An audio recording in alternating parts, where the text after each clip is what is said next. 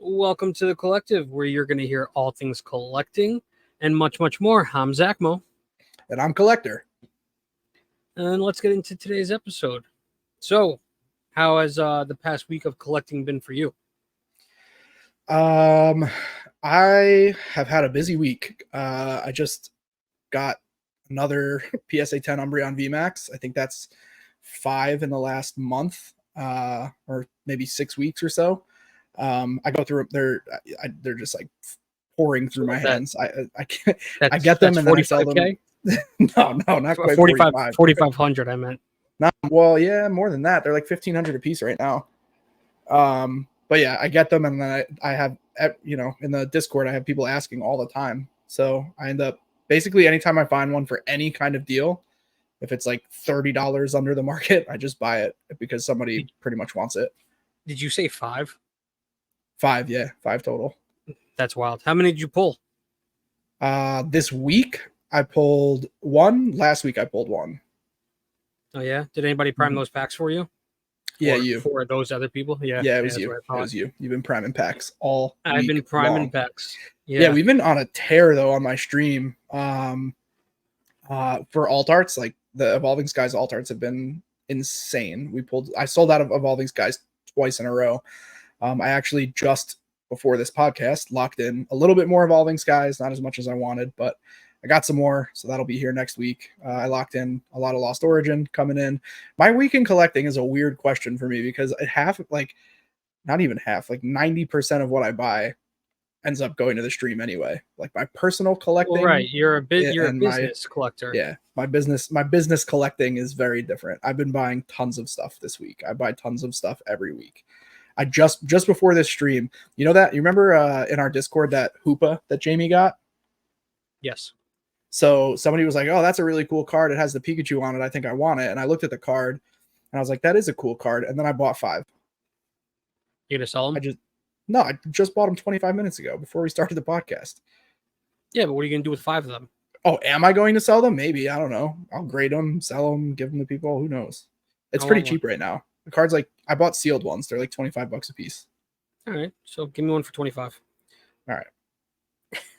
So you mentioned Lost Origins and Evolving Skies because of the alt arts.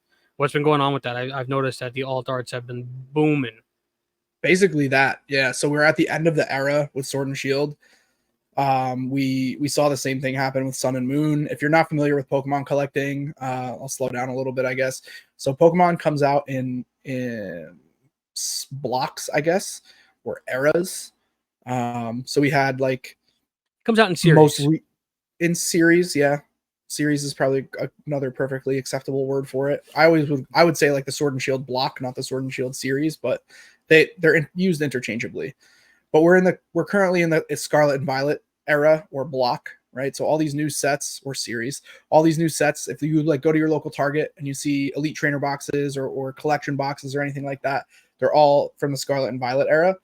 And the set before that, or the series before that, was called Sword and Shield.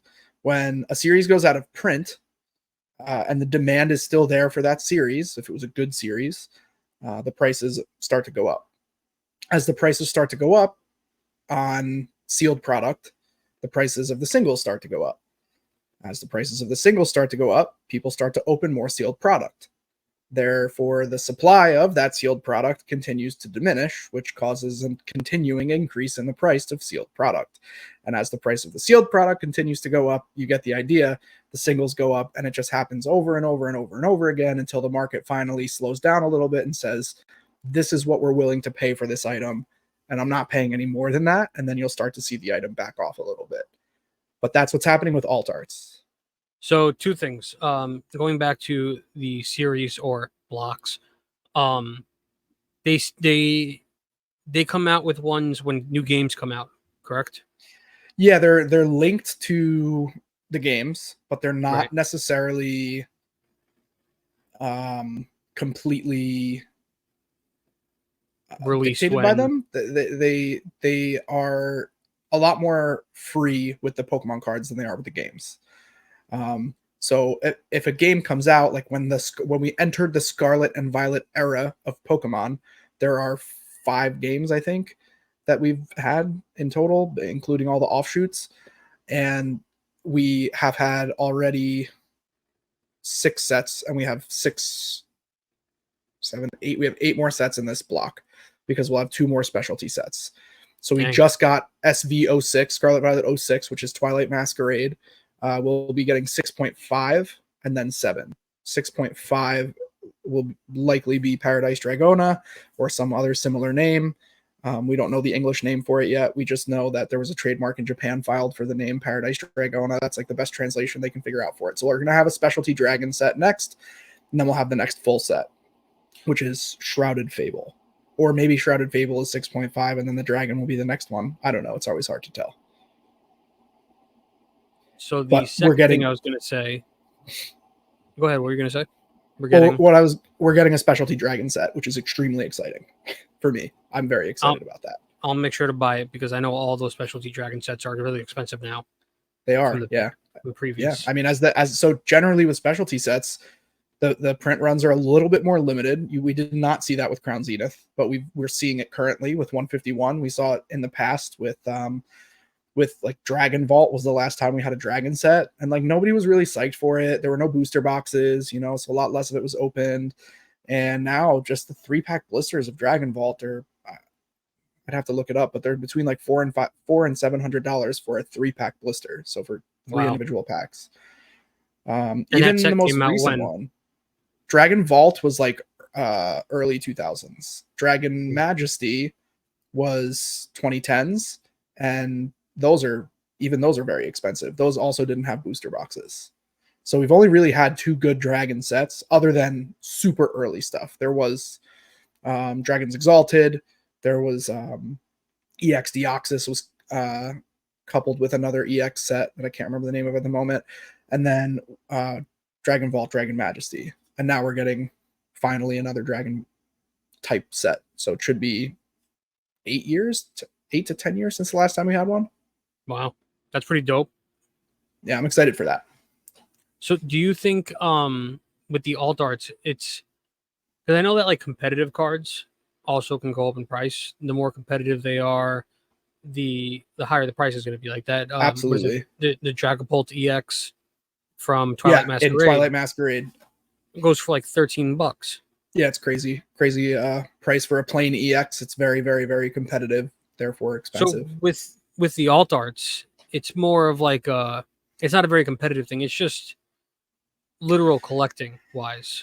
Yes and no. So the alternate arts are generally, or the SIRs that we see in the new set, because they're no longer really, or in the new sets, they're not really called alternate arts anymore, are generally very playable cards. There's a reason they get featured as an extremely well detailed, well drawn out card. They're thoughtful cards. Iono, for example, was extremely playable for a period, and that's why she was featured on the Iono special illustration rare. Greninja, very, very playable Pokemon, has been in the meta for many, many years, featured on a current SIR. So the alternate arts do start out as playable cards for the most part, not all of them, but for the most part. And then what happens is there's rotations involved where cards no longer become legal for competition play. And that's where you'll see cards lose a tremendous amount of value. So cards right now, Iron Hands EX from Temporal or Paradox, that card's like $16. Plain EX, just like Dragapult. Dragapult, $13. These cards are not going to be $15 and $13 once they're rotated out of play. They're just not. You got them, sell them. Basically, you want to, if you're interested in selling and you have 5 to 10 copies, it's a great time to sell a card like that. The price is driven by the playable market. Right. When the playable market is no longer applicable, meaning those cards are no longer going to be in play in competitions, people aren't going to be spending $13 to $15 on a plain EX. They will spend $13 to $15 on a card that has incredible artwork, something like an alternate art. And so, like you said, with the Sword and Shield going out of print, that's why we're seeing all these alternate arts skyrocketing in price. There's a lot of different theories on it.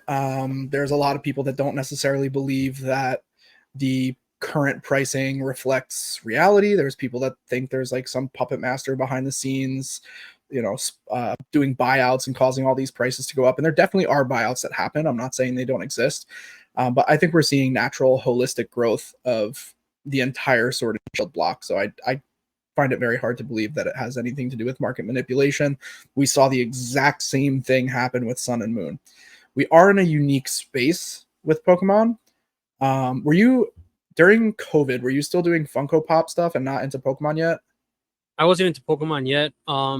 Yeah, I was doing a lot of Funko. Okay, so buying, I don't know if the experience was similar, but buying Pokemon during the COVID era, if you were not buying on streams, was next to impossible. The Right. scalping That was the and really big boom, right? absolutely. So there was a massive boom that happened in 2020, 2021. And a lot of people thought the reason Sun and Moon spiked the way it did was the result of that boom. And what we're seeing now is, well, people actually just really like the artworks and really want the cards for their collections. And Sun and Moon went out of print during that time, and it wasn't more than a year and a half ago when we saw this happen with all the Sun and Moon cards. And Sun and Moon was the set before Sword and Shield. If you're newer to Pokemon or you don't know that, that's what I'm referring to. Sun and Moon, Sword and Shield, and now we're in Scarlet and Violet. So we saw the same thing happen with Sun and Moon. The sets went out of print. They started to skyrocket in price. The availability of the sets was very, very, very scant. And during that time, we were struggling to get even current sets, like the Sword and Shield era was current at that time. So Pokemon in the second half of the Sword and Shield block just started pumping out sets, and you could find them everywhere. And they overprinted a lot of sets. And this is when, and I refer to this a lot, like Fusion Strike, there was a time when nobody wanted Fusion Strike. Nobody wanted it. It was $80 a box, $90 a box, $100 a box, depending on where you were shopping, and nobody was buying it. Booster boxes. Yeah. And no one was buying it. I mean, shops were taking losses just to move the boxes because they were not popular. No one wanted them. And what ended up happening eventually is the stock continued to be purchased very slowly. And now, a month ago, 6 weeks ago, whatever it was, Fusion Strike went out of stock on Pokemon Center. And when that happened, the price just went through the roof. That was the last place that you could get it at a reasonable price. It was the Pokemon Center website sells boxes for MSRP, and they had about $143.91, I think, was MSRP on Sword and Shield era sets. And when they sell out at Pokemon Center, you'll see if you go onto a TCG player and look at the charts, you'll see the date that these sets went out of stock on Pokemon Center. If you just by looking at the chart, you'll know the exact day they went out of stock because the price immediately begins to jump. What are they going for now? Fusion Strike is like $230, $240 a box market price, and impossible to find. No one's selling them. Everybody's holding. So it's very difficult to restock items like that. So you've been selling ETBs?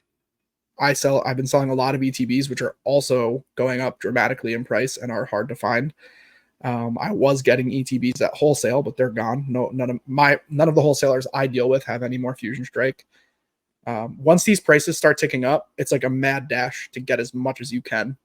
And I missed Sun and Moon, and I did not want to miss Sword and Shield. I learned from my mistake during Sun and Moon. I had the opportunity to buy all the crazy Sun and Moon stuff that went up in price, like team up booster boxes are like $2,400 right now. And when I first got into this hobby, they were already expensive, but they were nowhere near that. They were under $1,000. The Alt-Art Gengar comes from that, right? From Fusion Strike. Oh no, are you talking about the team up one? There's one in both sets. I'm talking about the Fusion one. Yeah, so Fusion Strike has the Gengar VMAX alternate art where he's like kind of eating things that are being sucked into the tornado and the moon is behind him. There is you just pulled that, right? I did just pull that last week. Yeah, we pulled a Gengar VMAX alt, we pulled a Giratina V alt, we pulled the Umbreon VMAX alt. A lot of happy customers last weekend. It was an excellent Why weekend. do you think Umbreon is so damn popular? Umbreon has just kind of become this iconic card. So Evolving Skies has extremely brutal pull rates. Like very, very, very difficult. Oh, I've noticed. Yeah. Very Yeah, you've opened quite a few dud packs. Very hard pull rates on Evolving Skies, and so that's part one. Part two was the timing of when the set was released. It wasn't really printed as much as something like Fusion Strike. A lot of it got opened. A lot of people wanted the Umbreon VMAX. It was a very popular card right out of the gate. It was very, very popular because there were so many alternate arts in that set. We hadn't had a really strong Umbreon artwork in a very long time.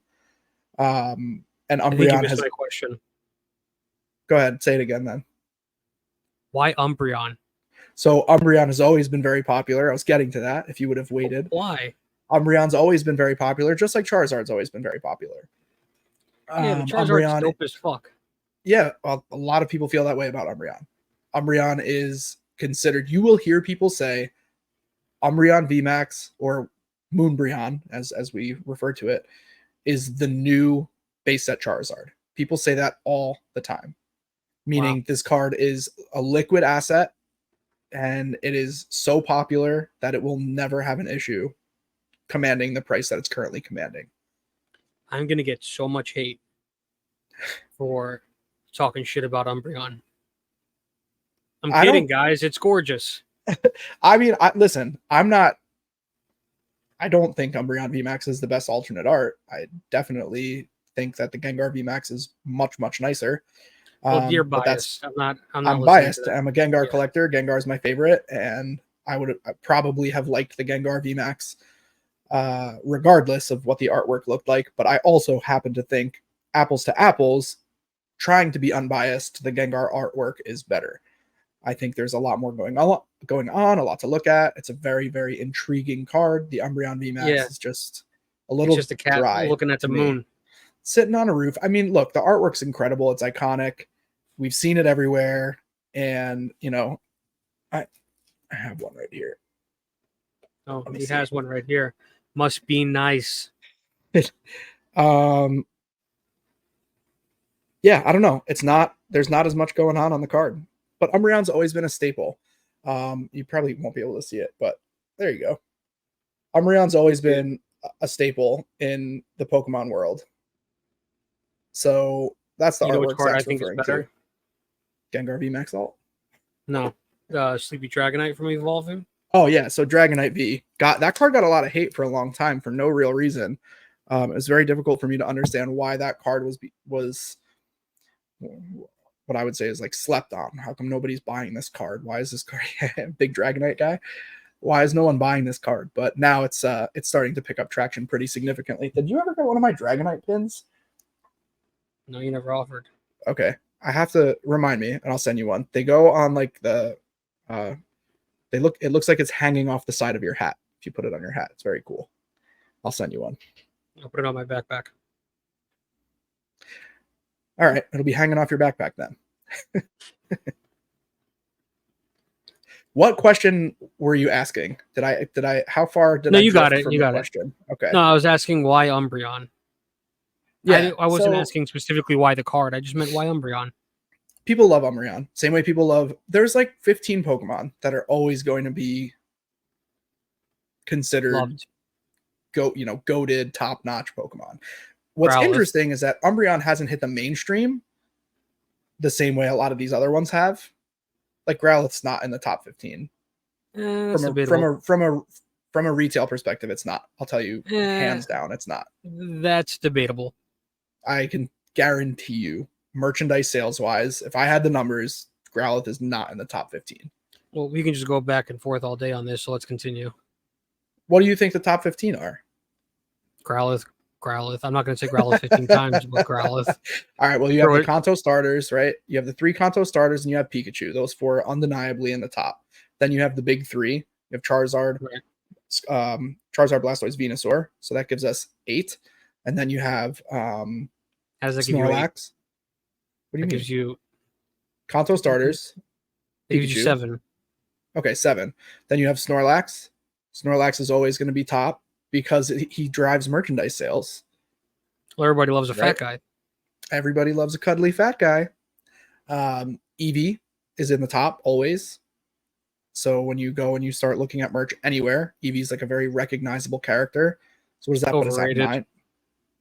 Eevee's cute. A lot of people like Eevee. So that puts us at 9. You have Gengar is in the top. Gengar merchandise, very, very popular. So that puts us at 10. And then you're going to have Dragonite. That's going to give us 11. Dragonite, another very, very popular Pokemon. He was popular in the main series, in the original main series of the show. That puts us at what? 11 or 12? I lost count again. 11. 11? All right. Who else drives merchandise sales? Torchic, actually, I believe, drives merchandise sales.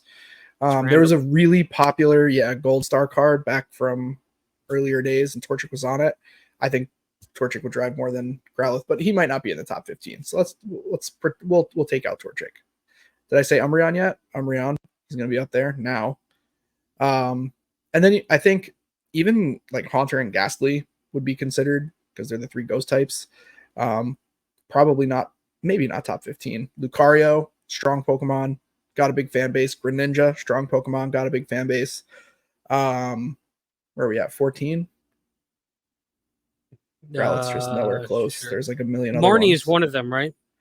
Marnie is number 1. Don't even go there. I'm pretty sure Marnie I is mean, really any of the evolutions we could consider. So maybe put all evolutions in the spot that I put Umbreon in, even though that's more What's than your favorite 15. evolution? I mean, probably Umbreon. I'm not like a huge evolution kind of guy, to be honest with you. What a poser. Jumping on the bandwagon. I'm not even they're not in my top 20, any of them. What is it, all Gengar? Just 20 Gengars in a row. Yeah. No, I mean, no, the evolutions are cool, but they're not, for me, like, I just don't have a nostalgic connection with them, I wouldn't have an Umbreon collection. I know people that have Umbreon collections. I'm not that guy.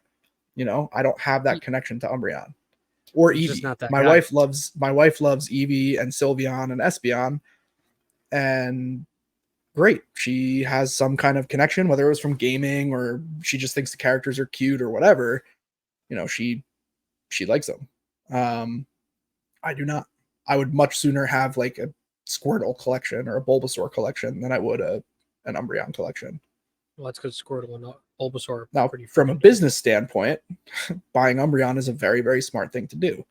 If you're an investor versus a collector, buying 15 Umbreons would be better than buying 15 Growliths anytime. I beg to differ, but I'm not going to beat that dead horse. Name any Growlithe in the history of Pokemon that has exceeded $20 a card. I just got we can go to the next topic if you Growlithe. want. No. I'm talking raw. We can go to the next topic. I have no idea. Like, I'm not the business guy here. Somebody put in the comments what card I'm not thinking of, please, because I would love to buy Zack Mo a really nice Growlithe. In fact, if somebody puts in our YouTube comments, if somebody can point out a raw Growlithe single that costs more than $20, I'll buy it for you. You can't put it in the comment, but if some random viewer does, I'll buy it. I'm sure I have some raw friends out there. Raw Growlithe card. I could put more stipulations on it. Like, it shouldn't be like a first edition Shadowless Growlithe is more than $20 now, but that wasn't the stipulation before. That doesn't count. It's fine. All right, fine, guys. It's 30 years old. Count. Every Pokemon from that era is the same price. You know what I mean? It's not any more expensive than its competitors. I'll buy you one of those if you want one. You already have. What do Didn't I give you a Shadowless? I don't know if it was Shadowless. I think I sent you a Shadowless. I could be wrong. Anyway, what was your question? It's not first edition. What's a Shadowless base set first edition Zard going for nowadays? Graded or ungraded? Give me both. I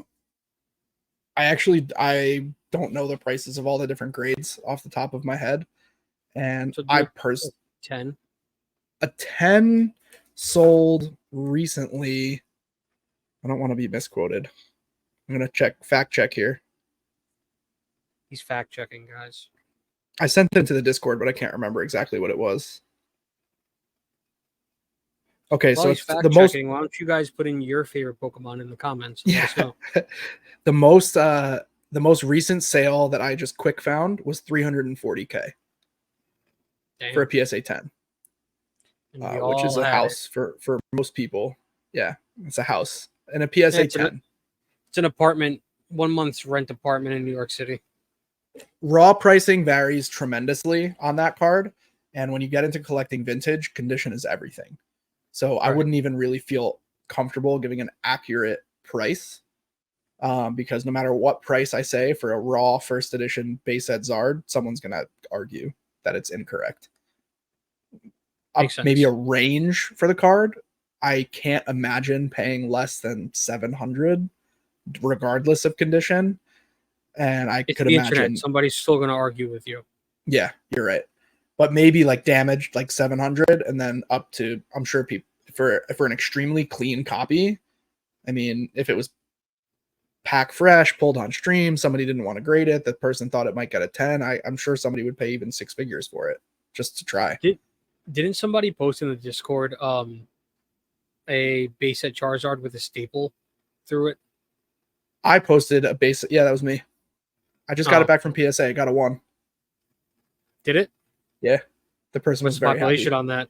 I don't know. I'm sure a lot. I didn't look up the pop report. I could look it up though. You want me to find out right now how many PSA 1 Charizards there are? You sure? Go ahead. Oh, someone just ordered something too for $3.99. Fantastic. Somebody order a pack.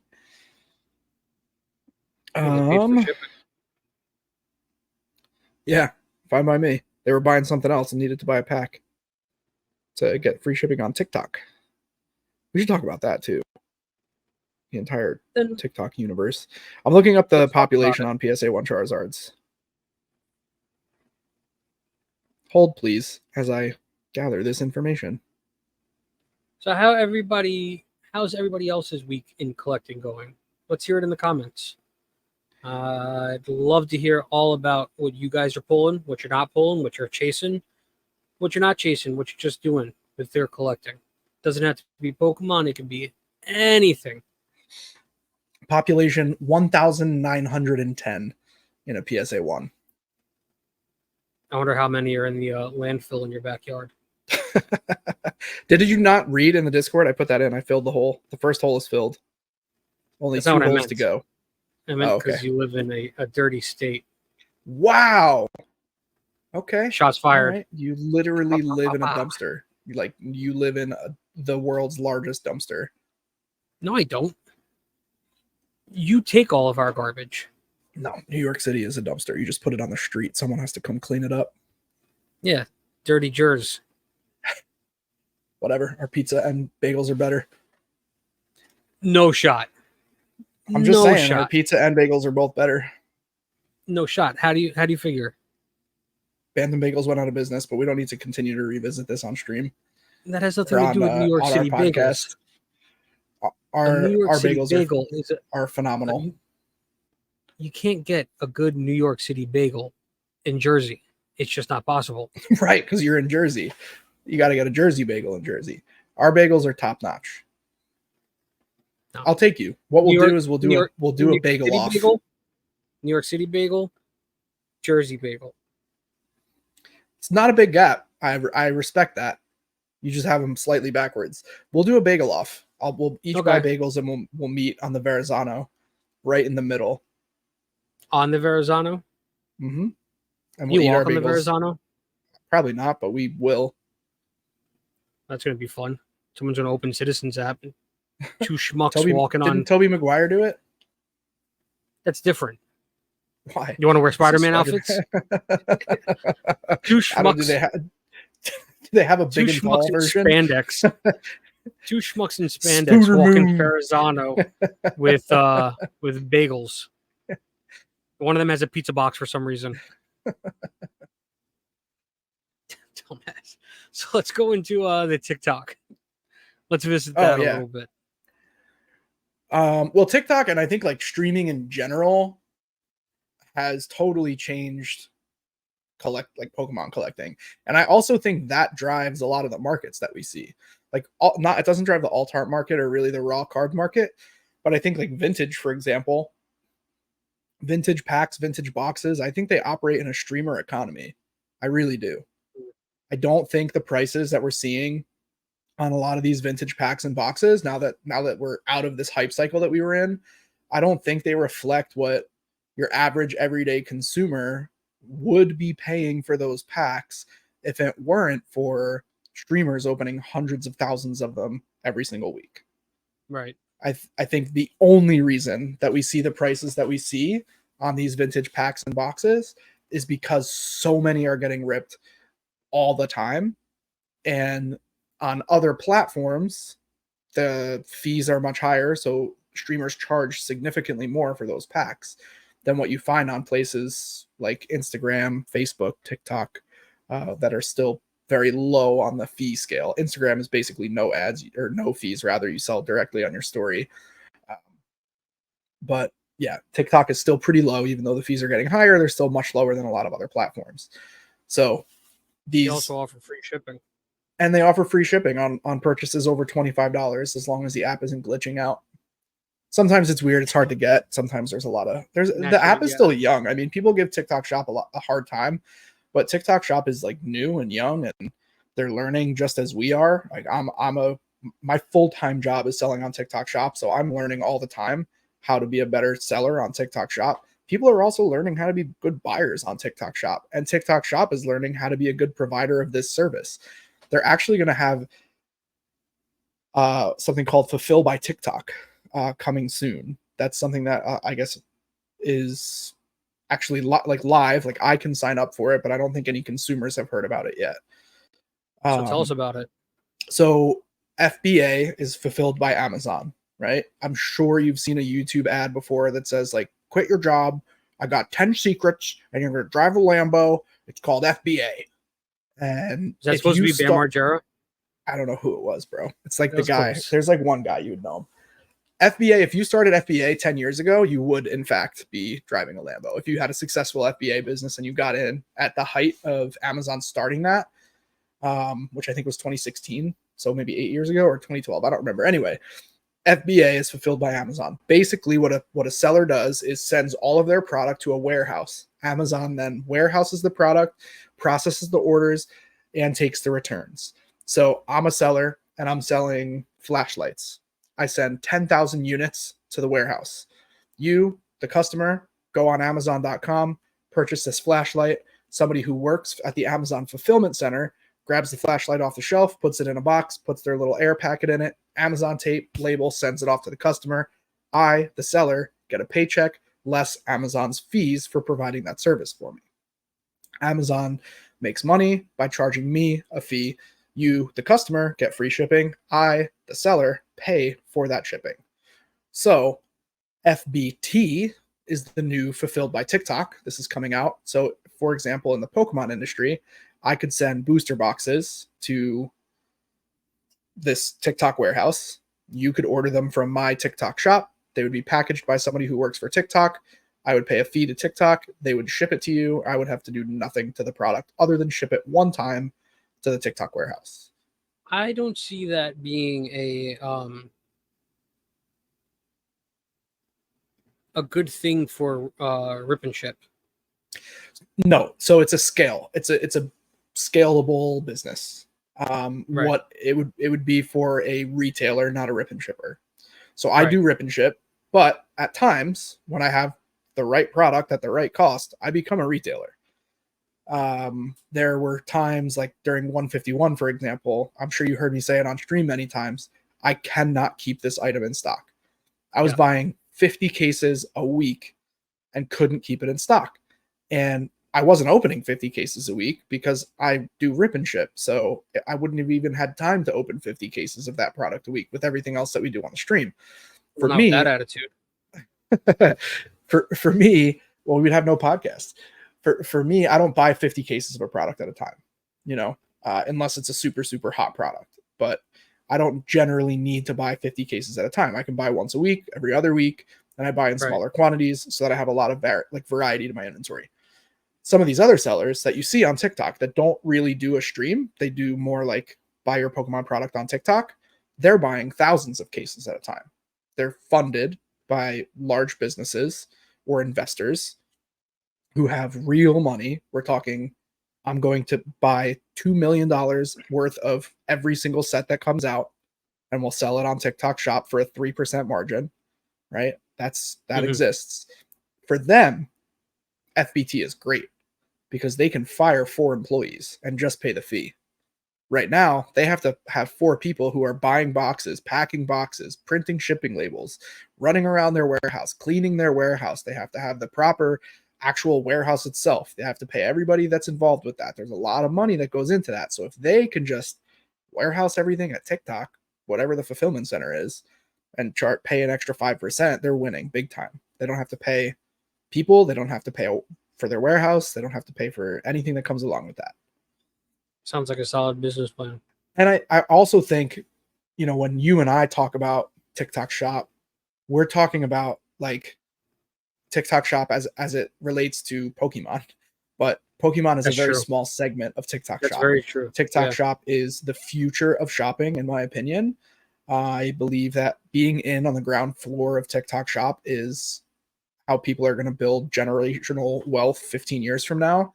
I believe that people can and will sell anything on TikTok Shop, anything legal on TikTok Shop, as long as TikTok stays in the United States. But there's tons of streams and tons of sellers selling everything. Major brands are partnering with TikTok Shop. Gatorade just partnered with TikTok Shop. Olight, a huge flashlight and camping company, partnered with TikTok Shop. Yeah, look on TikTok Shop. I bet you it's cheaper to buy your Gatorade. They have these little pouches that go into the top of a special Gatorade bottle. I don't know anything about it. I don't drink it, but it's on TikTok Shop. You can buy Gatorade. And all the big name brands are starting to hop on board because the fees are pretty low and they're introducing FBT fulfilled by TikTok. You heard it here first.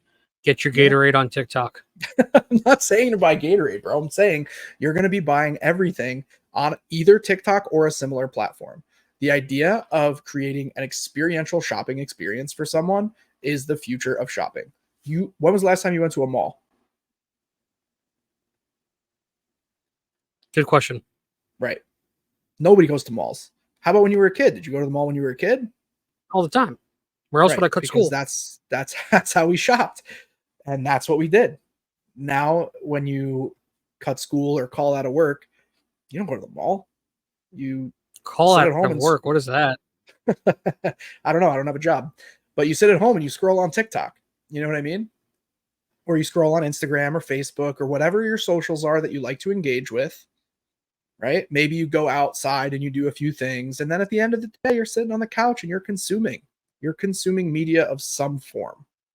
Whether it's YouTube or television, nobody has cable, right? So they're watching Netflix, YouTube, or some kind of app. In fact, most of us can't get enough screens in front of us. I'll have a computer over on my right, my phone in my left hand, my television on, and I'm like, put one in my brain, please. I don't even want to touch buttons, And yeah, I could go on forever about this. I might sound like a lunatic conspiracy theorist, but Elon Musk maybe talks about this all the time with Neuralink, right? So, do you know what Neuralink is? Sort of. You want to explain it for the other people who Neuralink don't? Neuralink is like a small microchip that Elon Musk and his team at Neuralink, he owns the company Neuralink, are working on making safe so that it can get implanted directly into your brain. Much like you would see on old sci-fi movies. So it's a microchip that goes into your brain. There are, I believe, 32 wires that come off the microchip that go about an inch into your brain. The original use for Neuralink which is currently being tested, is for people who are experiencing either terminal illnesses or irreparable illnesses. So like quadriplegia, right? Someone can't move their arms and legs. They would get a Neuralink, and they've done this experiment already with humans, and it's worked. And what they can do, yes, it worked. Yeah, you can look this up. So let's just say, for example, a quadriplegic. I don't know exactly what worked, so I'm just making this part up, right? But let's say a quadriplegic gets Neuralink. With their mind, they can move the mouse on a computer screen, or type into the keyboard, or play chess against the computer, because there's software that Neuralink is utilizing to allow them to do that. So the patient thinks, Neuralink senses the electrons in the brain, and it triggers the electrodes on this microchip, and that there's like a wire that comes out and connects to a computer, not a computer like we know them, but it's computing. And Now, is this through Bluetooth? I think eventually it'll be Bluetooth. The pictures that I've seen right now they have actual wires, but I think the idea is that it will be Bluetooth. And in 20 years, the use case is it's no longer, so the idea is we're going to test this on people who are terminally ill or permanently ill, prove that it works, prove that it's safe, prove that it's healthy, prove that it's not going to cause any more damage than it will fix, right? Stay with me for a sec. Okay. Neuralink works. Let's say we establish that with 5,000 studies in the next 10 years. And we say, hey, Elon, you were right. You designed an incredible product, keeps people safe, and allows people to have this newfound freedom. Okay, what's the next step for Neuralink? Now, Neuralink is solving a communication issue between human and technology, which is currently what we experience. When you want to send a text message, how much latency happens between when you think of the message and when you type it out on your phone and hit send? How much time is wasted in that process? 30 seconds, a minute, whatever the case may be, right? Depending on how long the text message is. You have to use your thumbs. To the message? How long? What? Seconds. It's seconds. How many text messages do you send a day? I don't know. 100? Maybe. Right? Okay. When I want to type something on a keyboard. Yeah. When I want to type something on a keyboard, I have to type out the message, right? Imagine if as the thoughts were happening, there was AI attached to the other side already computing the answer for you. That's a dangerous game, my friend. That's Neuralink. That's what Neuralink is. There's a lot that goes on up here that I would not want other people knowing. The concept of Neuralink is that it eliminates the latency issue between human and technology. But how is it going to stop my thoughts from texting? If I wanted to text Tim, fuck you, I hate you, because you did something to piss me off. I don't really hate you. I'm sure that there will be admin settings where you can, override certain features and things of the like. Elon's not out here creating cars that drive off cliffs, right? He's proven many times that his companies have create, relatively speaking, safe products that do things that are totally revolutionary. And I don't even know how we got on the topic of Neuralink. Maybe I was talking about the future of shopping, but that's the tie-in anyway. I'm not sure how I got to the topic, but that's the tie-in. The tie-in is current state. We're consuming media all the time, and we're shopping from our phones almost exclusively. Even groceries and food are now ordered from our phones, right? Neuralink. Well, I can also tell my Alexa if I want to order something. Yes, and imagine not having to take that extra step every time you wanted Alexa to do something. That's what the future of our lives will look like, as long as AI and programs like Neuralink, by the way, it's not the only one. There are other companies doing this same exact research, and they have been for a long time. There's lots of studies about this, lots of experiments on apes. Lots of companies are trying to make this happen. Anyway, the concept is, imagine you think it shows up in front of you, likely not on a glass screen at that point, probably in hologram form, and then you can buy it. And it just shows up with drone delivery, no humans involved, and it gets dropped on your front door. Okay, a couple of things. Going back to Neuralink, and you kept saying terminally ill people. How the hell is that going to help somebody who's terminally ill? Vision loss was one of the use cases. Hearing loss was one of the use cases. So it's neurologically. It's fixing neurological issues. It's not. So right, well, when you say terminally ill, I'm thinking, liver cancer. There is a subset of theories involved with Neuralink that do talk about it preventing aging in the body and talk about healing various different things in the body. It was a rabbit hole I did not go down, but it does exist. I don't know how it works. I don't have enough information to be putting that information on the internet. I'm sure that, other people have talked about it, but I don't know it. But there are many, many use cases for Neuralink or similar technology where they're basically detecting these things in your body, right? Like they're detecting it can like detect cancer cells or something. Again, I don't know how it works. I don't want to. I'm just kind of You just hypotheticals. vaguely remembering what I've read and seen about it. And the reason they're testing it on terminally ill patients is because, I mean, this happens a lot in science. Like you're Yeah, not because they're really necessarily ill. sacrificing a healthy, otherwise healthy life. And they're signing up and saying, it's okay, I want to do this. But if you're terminally ill and you've lost your sight due to your illness, you get a Neuralink implant, and now all of a sudden you can see again. I And need it's one of happening. those. This works. Like people have regained vision, regained hearing because of medical grade brain implants.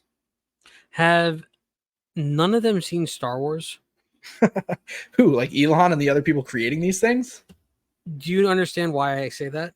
No, it's banned. So, in Star Wars, all the clones have a microchip implanted, a behavioral chip implanted, and that's how Palpatine, Darth Sidious, executes Order 66, and it activates something in their brain and their chips, and they all turn on the Jedis and kill all the Jedis. So, in turn, Elon Musk is going to put a bunch of chips in our brain, become a Sith Lord, and control us all by saying execute Order 66.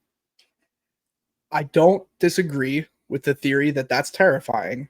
However, does it not sound exactly like what all these boomers in Congress are saying about TikTok right now? Well, then I'm not going on TikTok anymore. I'm just saying. They're saying the exact same thing. The Chinese government is controlling your media. They're taking over your brain. They're stealing your information, and they're going to use it to create global they're not chaos. putting a damn chip in my head. They are. How many hours a day are you looking at TikTok? They're controlling what your brain consumes I'm with not their going to go into algorithm. my personal life of what I do all day. No, we can't talk about your TikTok algorithm here. I've seen parts of it. It's fucking terrifying. It's not that bad. It's pretty bad. It's fun. The idea of trusting these technologies is terrifying right now because they're unknown, right? But people also used to think that you could never fly, and they would call the Wright brothers crazy.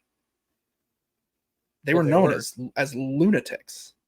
They weren't. They were visionary. They weren't. They invented flight. Eh. Yeah, man. I mean, I see it a little different. I think that they were visionary. We need people like that in the world.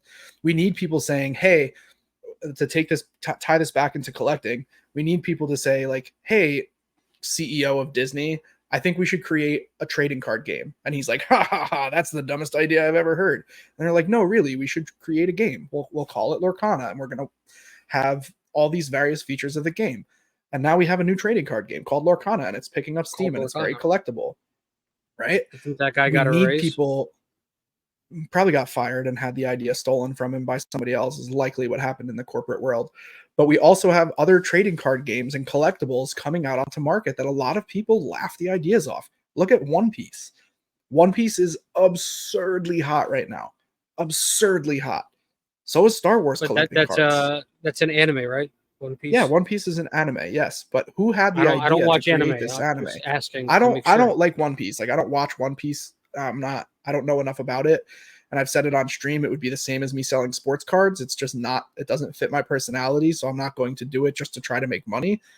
And I can middleman. If somebody wants a specific One Piece card, I can find it for them, no problem, because I'm plugged into those communities. But I'm not going to like carry One Piece and sell it because I don't know enough about it. But the point is, someone said, hey, we're going to make a trading card game where it's like a kid with a straw hat and his arms coming out of the card. And they're like, nah, that's nuts. Well, now they're worth $35,000 for the originals. So, yeah. I mean, these cards were just printed. We all should have gotten our hands on One Piece cards. No, there wasn't enough printed because nobody really believed in it at that time. And that's why there were some printed. There were some, yeah. Couldn't all, though, is what I'm saying. But the point I'm trying to make is, like, us and our listeners, don't be so afraid to try new things. I think is a good way to put it. I'm not saying go out and get a brain implant, right? I don't want it to be taken in that way. I might now. I mean, I don't mind. There's like three types of buyers for tech. I feel like there's people who invest early in technology, and they're always on the forefront, right? And those people, we need people like that. I'm not one of them, but we need people like that. We needed people to buy Teslas when Teslas were terrible. And then there's people who are like hype train, right? Like not hype train Haley. Shout out hype train Haley. We love you.